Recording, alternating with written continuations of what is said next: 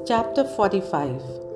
We have described in the last 3 chapters Baba's passing away. His physical or finite form has no doubt disappeared from our view, but the infinite or spiritual form ever lives. The Leelas which occurred during his lifetime have been dwelt upon at great length up till now. Ever since his passing away, more Leelas have taken place and are even now happening. This clearly shows that Baba is ever living and helping his devotees as before. The people who got the contact of Baba when he was living were indeed very fortunate. But if any of them did not get a dispassion for things and enjoyments of the world and had not their minds turned to the Lord, it was their sheer ill luck. What was then desired and is still desired is the wholehearted devotion to Baba. All our senses, organs and mind should cooperate in worshipping and serving Baba. It is no use in engaging some organs in the worship and deflecting others. If a thing like worship or meditation is to be done, it ought to be done with all our mind and soul. The love that a chaste woman bears to her husband is sometimes compared to that which a disciple bears to his master. Yet, the former falls far short of the latter, which is incomparable. No one, whether he be father, mother, brother, or any other relation, comes to our aid in attaining the goal of life. We have to chalk out and traverse the path of self-realization ourselves. We have to discriminate between the unreal and the real, renounce the things and enjoyment of this world and the next, and control our senses and mind and aspire for liberation only.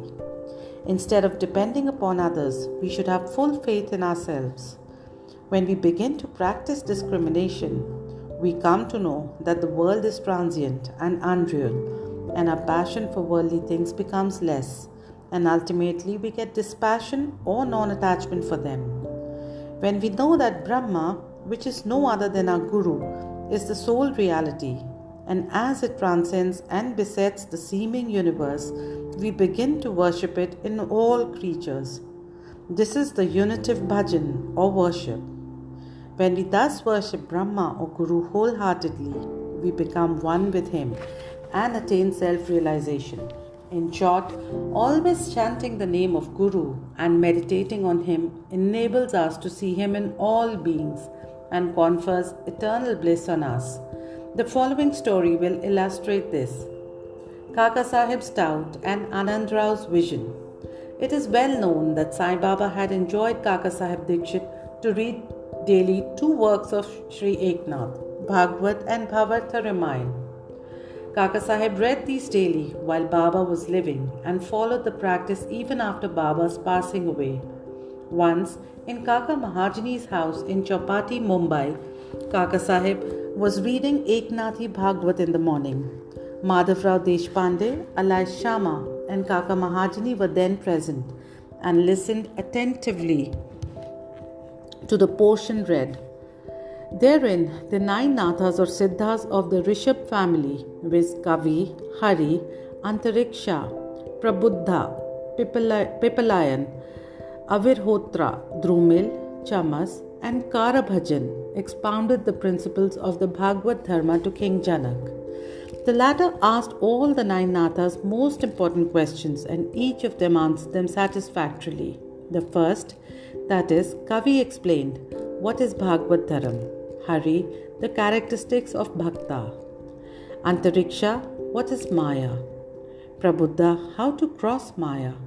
Pipalayan, what is Parabrahma? Avihotra, what is Karma? Drumil, the incarnations of God and their deeds. Chamas, how a non-devotee fears after death.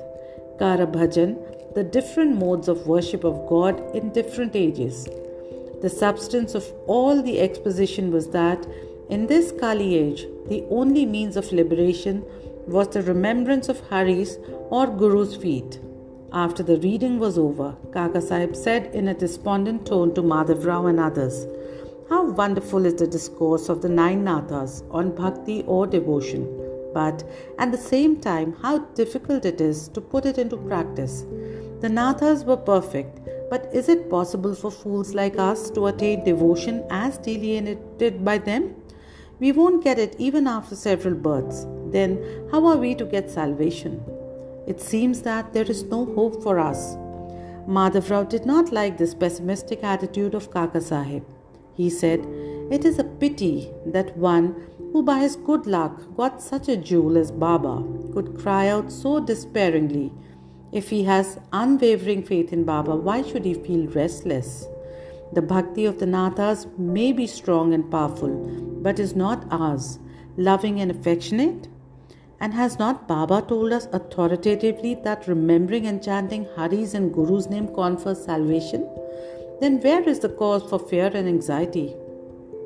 Kaka Sahib was not satisfied with Madhavrao's explanation. He continued to be anxious and restless the whole day, thinking and brooding over how to get the powerful bhakti of the Nathas.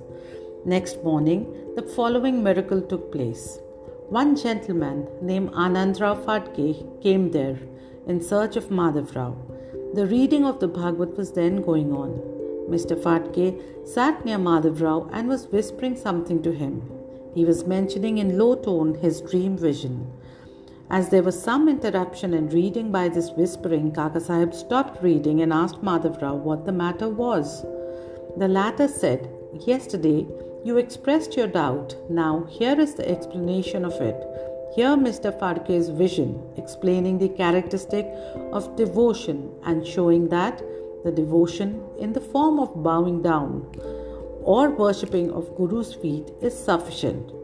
All were anxious to hear the vision, especially Kaka Sahib. At their suggestion, Mr. Phadke began to relate the vision as follows. "I was standing in a deep sea in waist-deep water. There I saw Sai Baba all of a sudden. He was sitting on a beautiful throne studded with diamonds, with his feet submerged in water. I was most pleased and satisfied with the form of Baba. The vision was so realistic that I never thought that it was a dream. Curiously enough, Madhavrao also was standing there.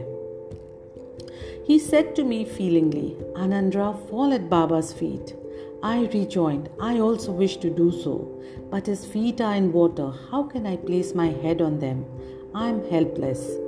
Hearing this, he said to Baba, 'O Deva, take out your feet, which are under water.' Then Baba immediately took out his feet. I caught them without delay and bowed down to them. On seeing this, Baba blessed me, saying, 'Go now, you will attain your welfare. There is no cause for fear and anxiety.' He also added, 'Give a silk-bordered dhotar to my Shama, you will benefit thereby.' In compliance with Baba's order, Mr. Phadke had brought the dhotar and requested Kaka Sahib to hand it over to Madhavrao. But the latter refused to accept it, saying that unless Baba gave a hint or suggestion for acceptance, he would not accept it. Then, after some discussion, Kaka Sahib decided to cast lots. It was the practice of Kaka Sahib to cast lots in all significant matters and to abide by the decision as given in the picked up chit. In this particular case, 2 chits, on one which was written to accept and on other to reject, were placed at the feet of Baba, and a child was asked to pick one of them. The accept chit was picked up and the dhotar was accepted by Madhavrao. In this way, both Anandrao and Madhavrao were satisfied, and Kaka Sahib's difficulty was solved. This story exhorts us to give respect to the words of other saints, but at the same time asks us to have full faith in our mother, that is the Guru, and abide by his instructions, for he knows our welfare better than anyone else. Carve out on your heart the following words of Baba. There are innumerable saints in this world, but our Father is the Father. Our Guru is the real Guru. Others might say many good things, but we should never forget our Guru's words. In short, love your Guru wholeheartedly, surrender to him completely, and prostrate yourself before him reverentially, and then you will see that there is no sea of mundane existence before you to cross, as there is no darkness for the sun.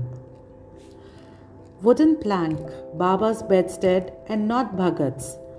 In his earlier days, Baba slept on a wooden plank, 4 arms in length and only a span in breadth, with panatis burning at its 4 corners. Later on, he broke the plank into pieces and threw it away. Once, Baba was describing the greatness or importance of the plank to Kaka Sahib. On hearing this, the latter said,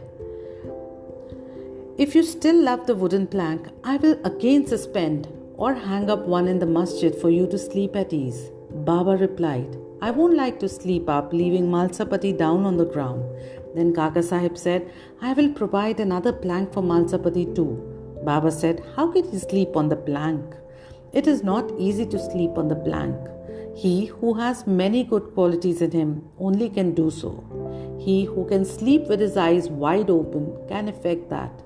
When I go to sleep, I often ask Malsapati to sit by my side, place his hand on my heart, and watch the chanting of the Lord's name there. And if he finds me sleepy, wake me up.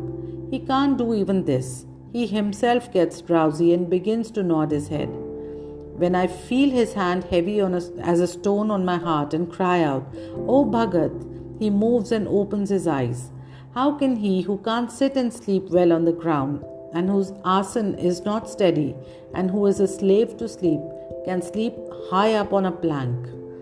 On many other occasions, Baba said, out of love for his devotees, "What is ours is with us, and what is others is with them." Bow to Shri Sai, peace be to all.